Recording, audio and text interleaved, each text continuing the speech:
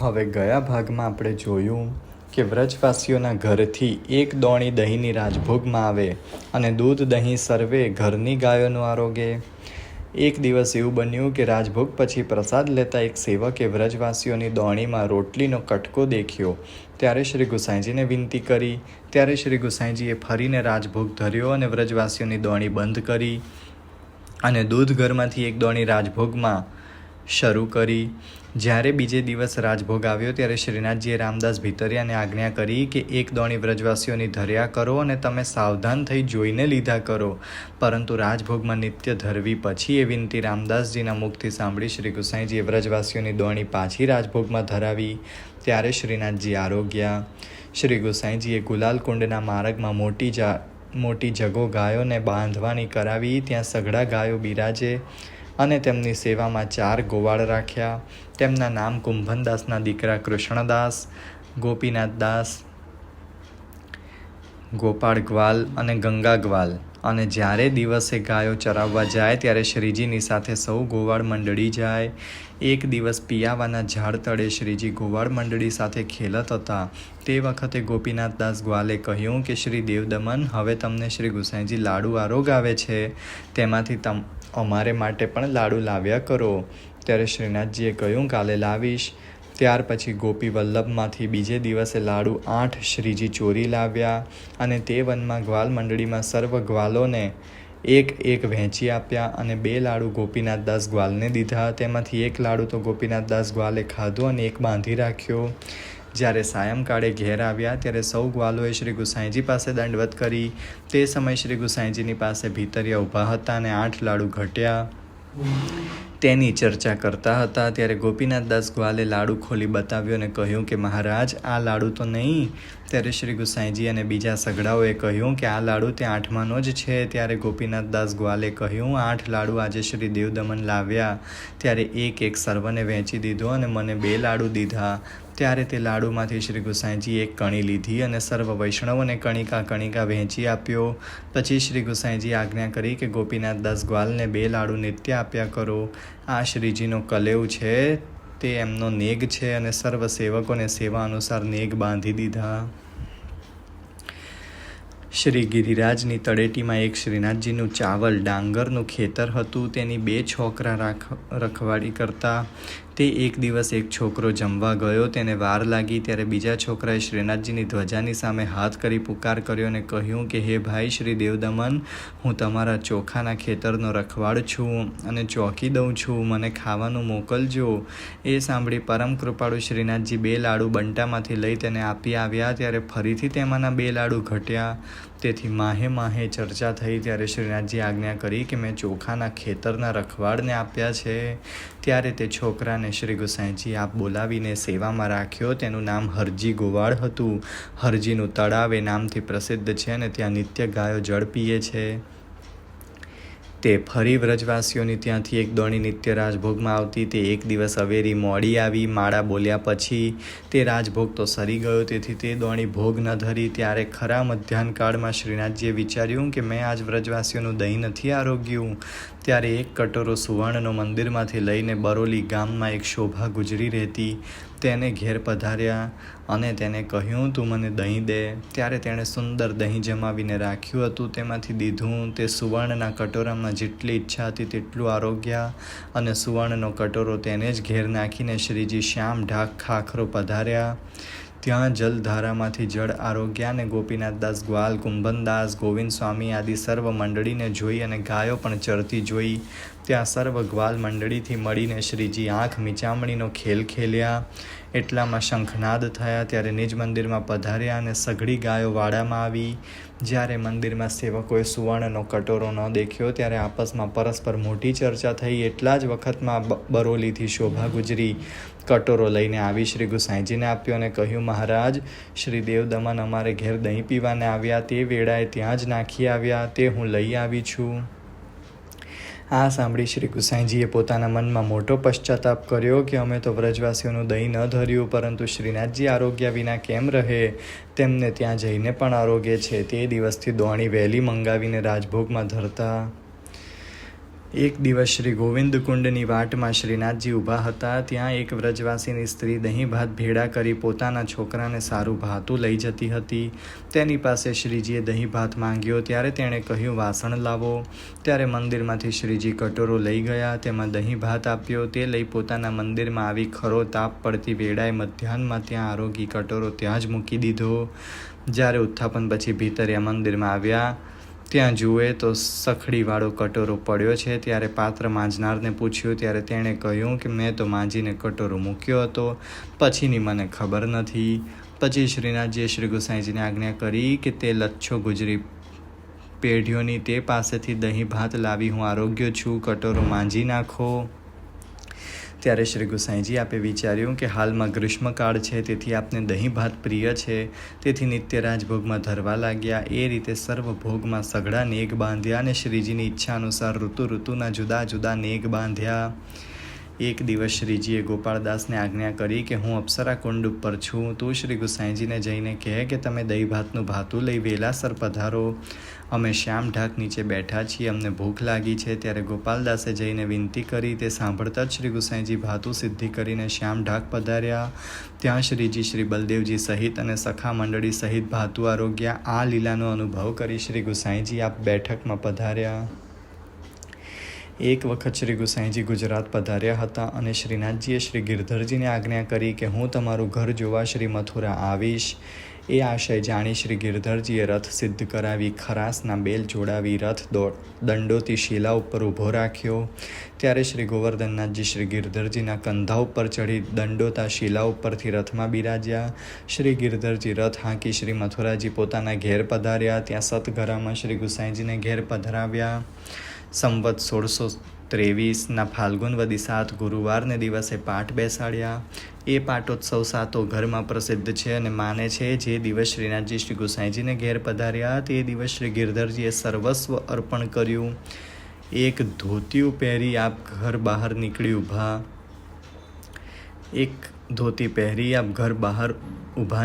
નીકળી ઊભા તેમજ વહુ બેટી પણ ફક્ત એક સાડી પહેરી ઊભા રહ્યા. દ્રવ્ય આભૂષણ અમૂલ્ય વસ્ત્ર પાત્ર રથ અશ્વાદિક સૌ અર્પણ કર્યું, પરંતુ કમળા બેટીજીએ એક નથ રાખી બીજું તમામ ભેટ કર્યું. ત્યારે શ્રીનાથજી આજ્ઞા કરી અમારી નથ લાવો.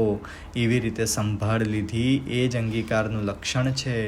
પછી શ્રી ગિરધરજી આદિક સૌ શ્રી ગુસાઈજીના બાળકોએ શ્રીનાથજીને હોરી ખેલાવી. તે પછી શ્રીનાથજીએ વહુ બેટીઓને આજ્ઞા કરી કે તમે મને હોરી રમાડો. ત્યારે એકે શ્રીનાથજીને હોળી ખેલાવી, ચોવાની ચોળી પહેરાવી, મોહની શ્રૃંગાર કર્યો. પરસ્પર અનિર્વચનીય સુખ થયું અને ફગવા માટે મુરલી છીનવી લીધી. તે મન માનતા ફગવા દીધા ત્યારે દીધી.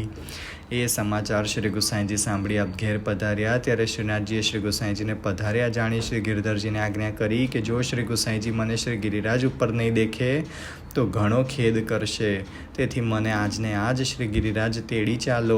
અને શ્રી ગોપી વલ્લભ આરોગી શ્રી ગિરધરજીને શ્રીજી આજ્ઞા કરી તમે રથ જલ્દી હાંકો. આજ રાજભોગ અને શયન ભોગ એકઠા શ્રી ગિરિરાજમાં આરોગીશ. એવી રીતે કહી 4 ઘડી પાછલી દિવસ રહ્યો. ત્યારે શ્રી ગિરિરાજ પધાર્યા. દંડોતી શિલા ઉપર રથમાંથી ઉતરી અને શ્રી ગિરધરજીના ખભા ઉપર ચડી નિજ મંદિરમાં પધાર્યા. ત્યાં કૂદીને ચરણ ચોકી ઉપર જઈ બિરાજ્યા. આ લીલા અત્યંત અલૌકિક છે. તે દિવસે નરસિંહ ચતુર્દશી હતી. તે ઉત્સવ સર્વ શ્રી ગિરિરાજ ઉપર પધારીને કર્યો. રાજભોગ અને શયનભોગ સાથે જ કર્યા. તેથી નૃસિંહ ચતુર્દશીને દિવસે શયનભોગ અને રાજભોગ સાથે જ આવે છે. અને બીજે દિવસે પૂનમ હતી. તે દિવસ શ્રી ગુસાઈજી ગુજરાતથી પાછા શ્રી ગિરિરાજ પધાર્યા. ત્યારે એ વાત સર્વ સાંભળી. ત્યારે આજ્ઞા કરી શ્રી ગોવર્ધનનાથજીને શ્રી આચાર્યજી મહાપ્રભુએ શ્રી ગિરિરાજ ઉપર પાઠ બેસાડ્યા. તેથી અમારા ઉપર કૃપા કરી શ્રી ગિરિરાજ ઉપર દર્શન આપે એ જ અમારી અભિલાષા છે. પછી શ્રી ગુસાઈજીએ શ્રીનાથજીના કપોલનો સ્પર્શ કરી પૂછ્યું, બાબા શ્રી મથુરાજી શું કારણથી પધાર્યા હતા? ત્યારે શ્રીનાથજી આજ્ઞા કરી સહુ બહુ બેટીઓને જોવા સારું ગયો હતો. એવી રીતે પરસ્પર આજ્ઞા કરી મળીને ઘણા આનંદિત થયા. એક દિવસ શ્રીનાથજી ગોવિંદ સ્વામીની સંગાતે શ્યામ ઢાક ઉપર રમતા હતા. તે વખત મંદિરમાં શંખનાદ થયો, તેથી શ્રીજી ઉતાવળથી પધાર્યા.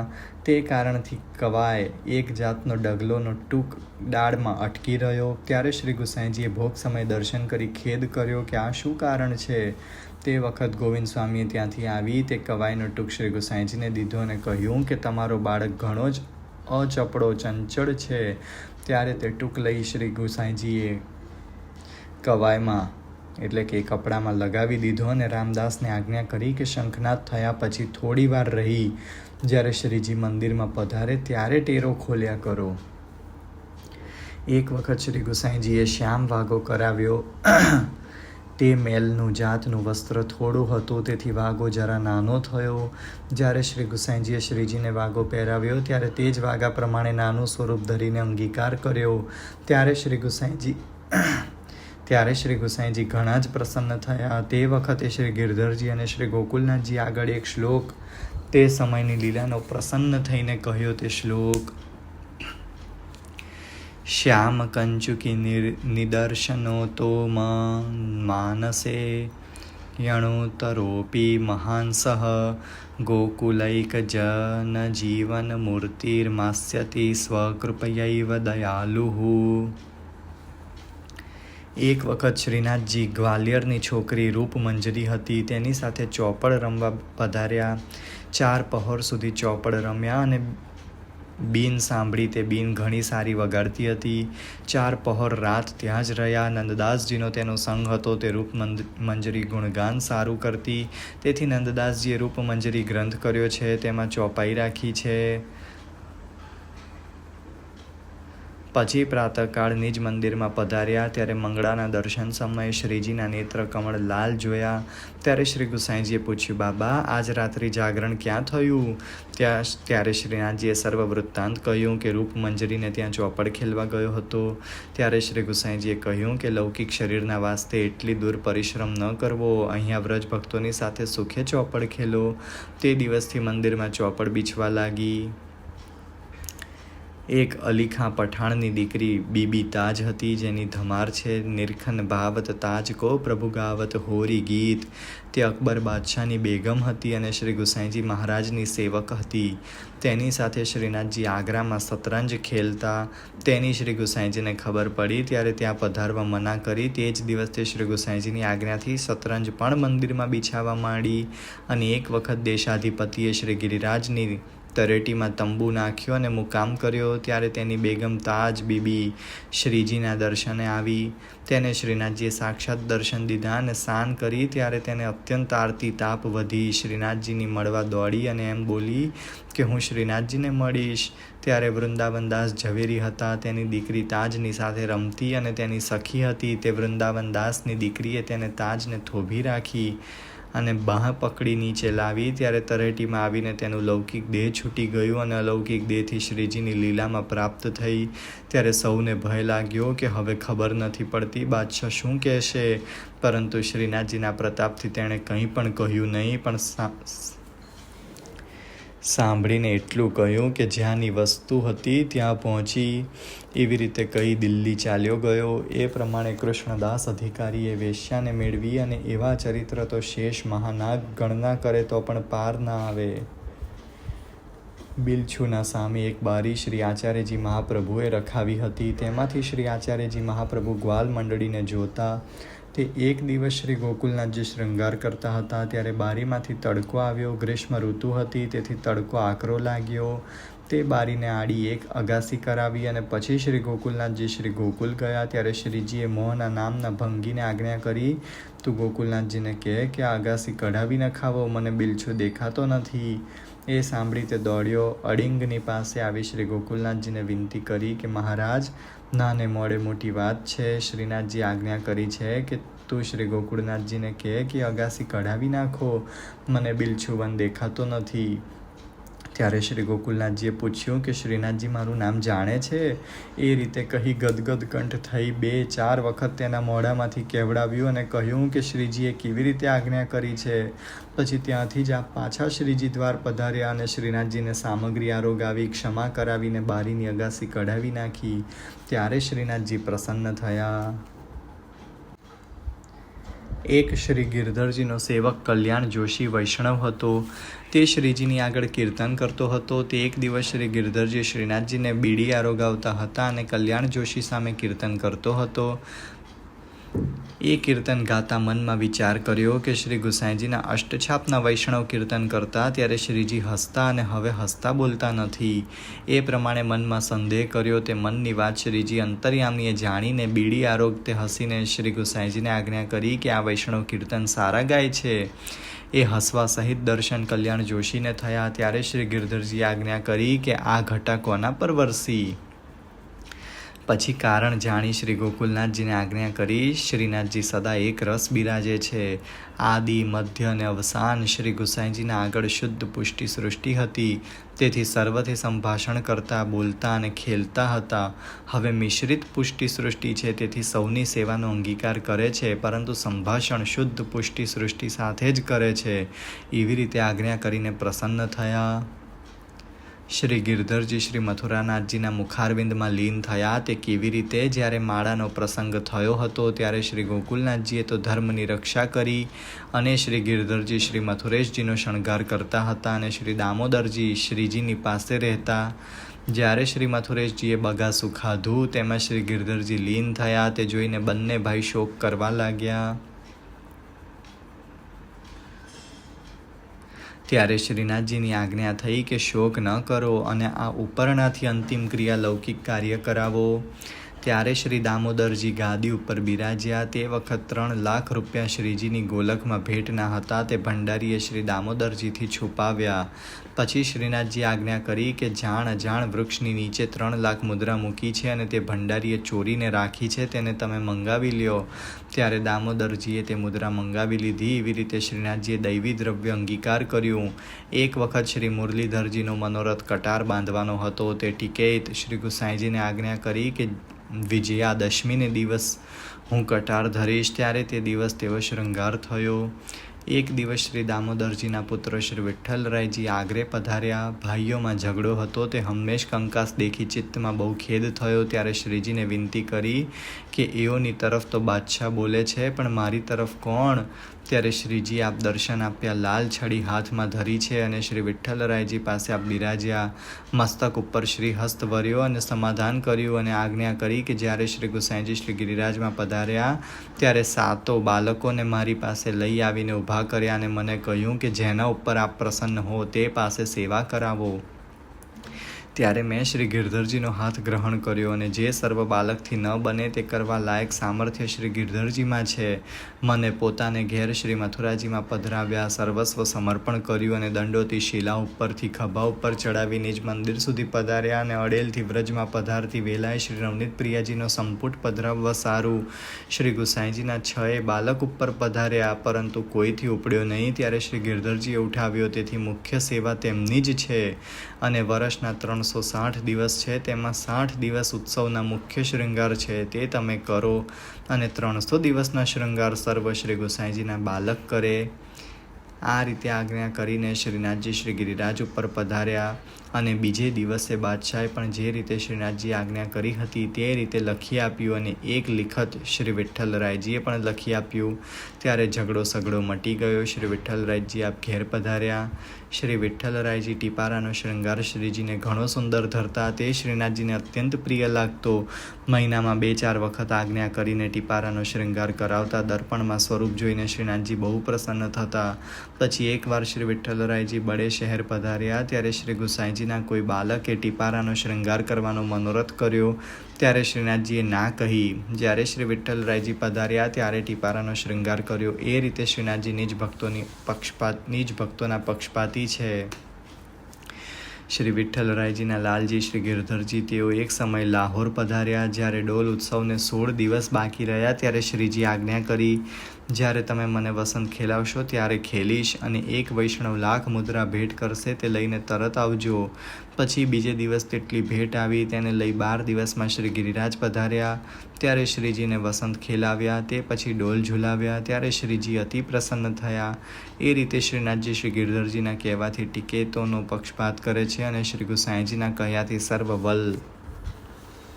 વલ્લભ કુળની સેવાની ઈચ્છા રાખે છે, પરંતુ મુખ્ય સેવા ટિકેતો પાસે જ કરાવે છે. એ જ રીતે શ્રી ગોકુલનાથજી કાશ્મીર પધાર્યા. જ્યારે માળા પ્રસંગથી દિગ્વિજય કરી પુરી પધાર્યા તેટલામાં ફાલ્ગુન વ્યતીત થઈ ગયો. તેથી શ્રી ગોકુલનાથજીએ ફાગ ન ખેલાવ્યા. ત્યારે શ્રીજીએ એક દૂધ ધર્યા ગ્વાલ હતો તેને આજ્ઞા કરી, તું શ્રી વલ્લભને કહે જે મને વસંત ખેલાવે. ત્યારે તેણે શ્રી ગોકુલનાથજીને ચૈત્રવદી 11ને દિવસે કહ્યું. તે દિવસે શ્રી ગોકુળનાથજીએ શ્રીનાથજીને વસંત ખેલાવી, અને ગુલાબના ફૂલની મંડળી થઈ. આસપાસ કેલા માધવીની લતાનો કુંજ થયો. મુકુટનો શૃંગાર થયો. ધમાર ગાઈ. એ રીતે શ્રીજી વલ્લભકુળની સેવાની ઈચ્છા રાખે છે. અહીંયા ચૈત્રવદી 11 વ્રજ અનુસાર છે. ગુજરાતી અનુસાર ફાગણવદી 11.